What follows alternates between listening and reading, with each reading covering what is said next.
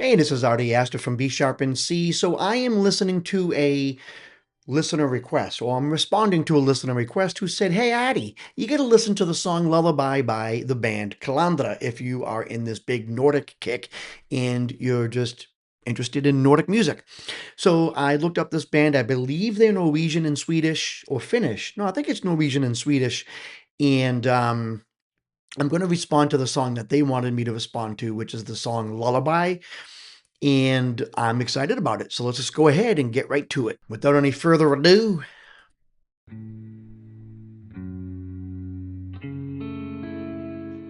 mm. Ooh, I like that.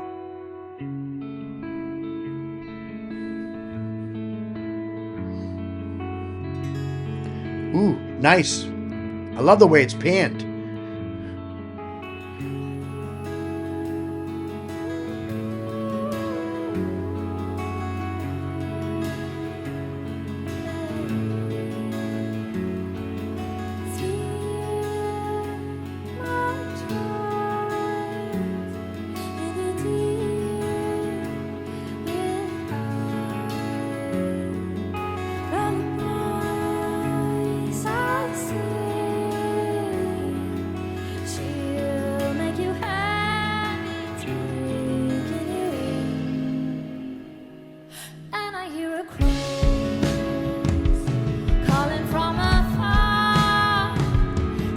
All right, so I hear voices harmonizing with her, and this could be some type of effect, whether it's some type of, I mean, I don't know, it could be saturation, which brings out, it oversaturates it, over.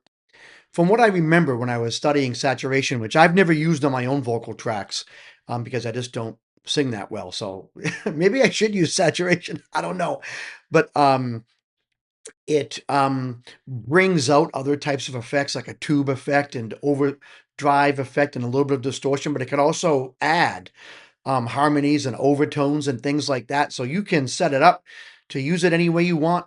And she definitely has her vocal track going through some type of effects processor because we saw her adjusting it. But what a nice sound. Just overall, so far, it just sounds so nice.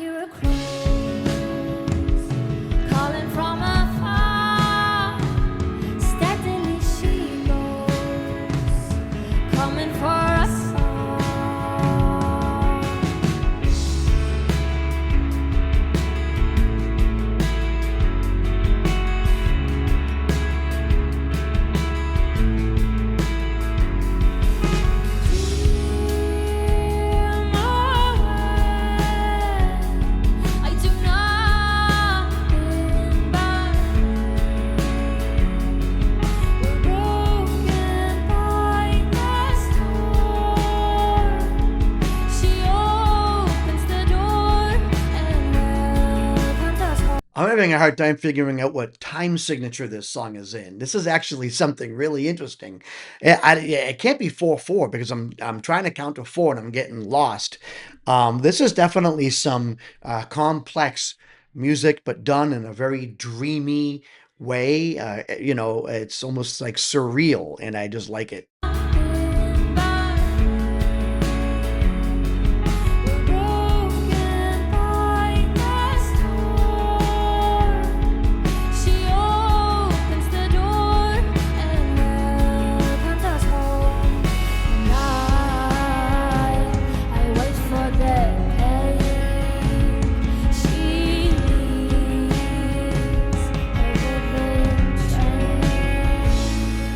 Six eight.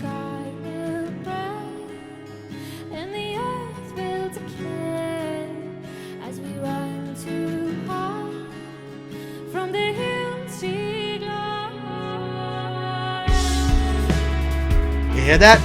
Get a little bit of reverse delay there. Really nice. So, and when you use your voice like this, it's in post-production before you release a video. I actually understand why someone would sit there and use even pitch correction. because your voice is doing, you sing one note and your voice ends up doing so much at the same time.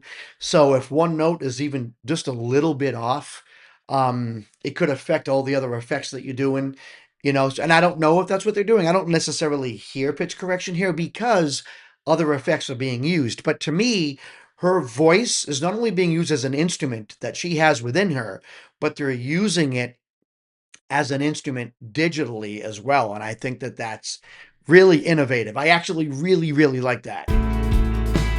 Go back just to watch that again. And the sky will break, and the earth will declare as we run to hide from the hills she glides.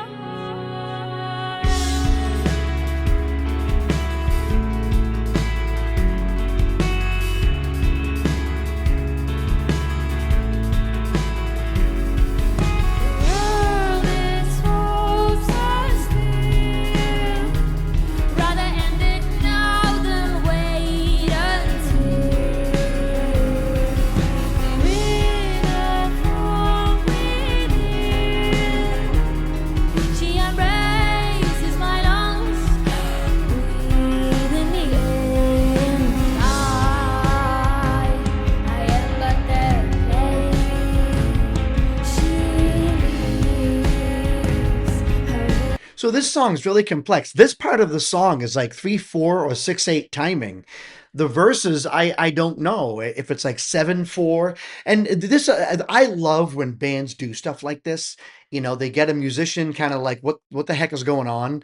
And it's not overbearing, but there's definitely, um, I don't know. And I'm not claiming to be like this robot that just knows how to like analyze songs and I automatically know. I'm not Jacob Collier, for crying out loud.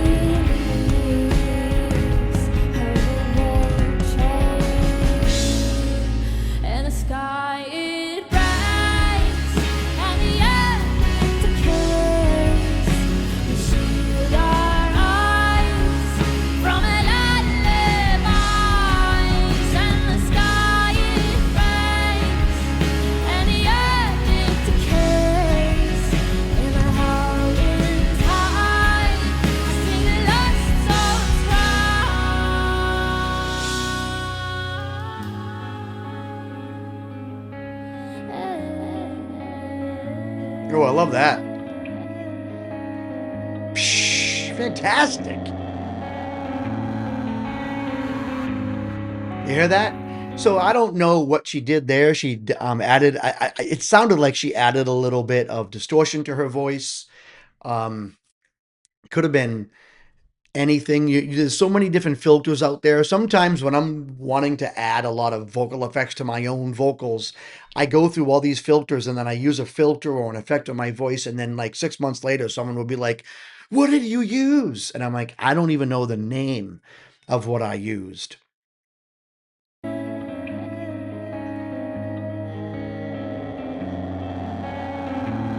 Yeah, there's distortion there. Nice.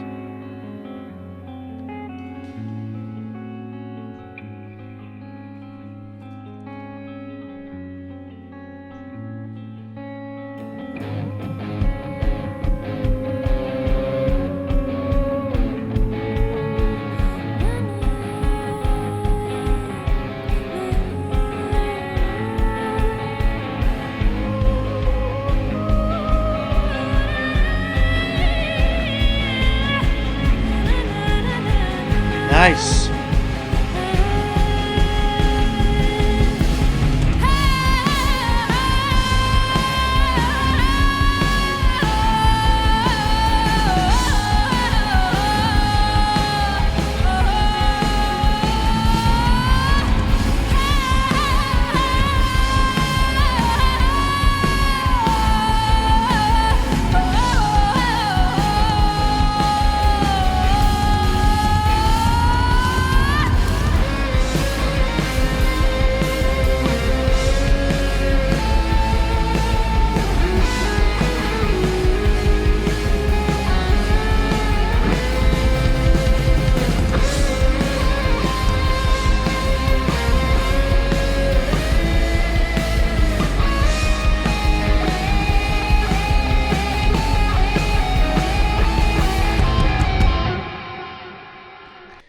Wow, that was utterly fantastic. Okay, so when I look up Kalandra Lullaby time signature, it says that it's fluctuating, uses a complex time signature, often shifting between measures of 4/4 timing, which is common time, which I didn't hear. I thought I heard like 3/4 or something, giving it a flowing, slightly unsettling feel rather than a simple, consistent lullaby rhythm, though it leans toward common time for its steady beat. You'll notice its time signature changes to match the lyrical flow, moving from standard beats to slightly syncopated or uneven groupings, like 7/4 timing. Unconventional feel. Yeah, I heard a 6/8 and a 7/4. I didn't hear 4/4, but then again, it seems like a very fluid song, you know? So it says here it was bouncing in between the two time signatures, or maybe there was three, depending upon if it was 7/4, 4/4, and 6/8. But I thought I heard 7/4 and 6/8, or 3/4 and 6/8. I'm sorry, 7/4 and 6/8, or 7/4 and 3/4. Their Norwegian and Swedish quartet blends melancholic Nordic influences with gritty guitars and ethereal melodies, crafting haunting musical landscapes rooted in raw emotion and cinematic depth. I mean, that's a really good explanation. Um, yeah, wow. As far as the effects she was using on her vocal track, I'm not going to sit here and pretend I know, because as an engineer, I never really used a lot of vocal effects. I used some. I mean, I would say that I used enough, maybe scratched the surface, but it sounded like she was using a little bit of saturation, which would kind of give like a harmonic type of sound where it almost sounds like there's more than one vocalist going on there. I don't know if you can make it so that it pans to the right, so that when you sing and your vocals are up the middle, some of the overtones are in the right ear. I would assume you can do something like that to give it a sound that you are more than one vocalist, or that you are more than one voice. I definitely need to look more into that. Lately, I've been doing less songwriting and less engineering and more reactions, just listening to music and then making these videos. But I thought that this was super fantastic. And I love the fact that this band just can, they don't hide the fact that, yes, she's got a phenomenal voice and all of them are stupendously talented, but they're making it a point. We are using the vocal track as an instrument, and we're going to make it digital at some point to kind of give a more, dreamy effect.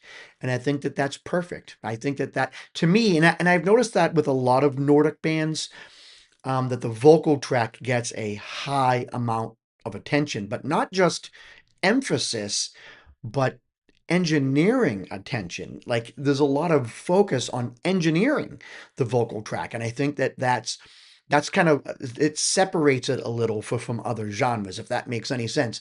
Do you have any Nordic bands you want to recommend to me? Put it in the comments section. Keep it groovy.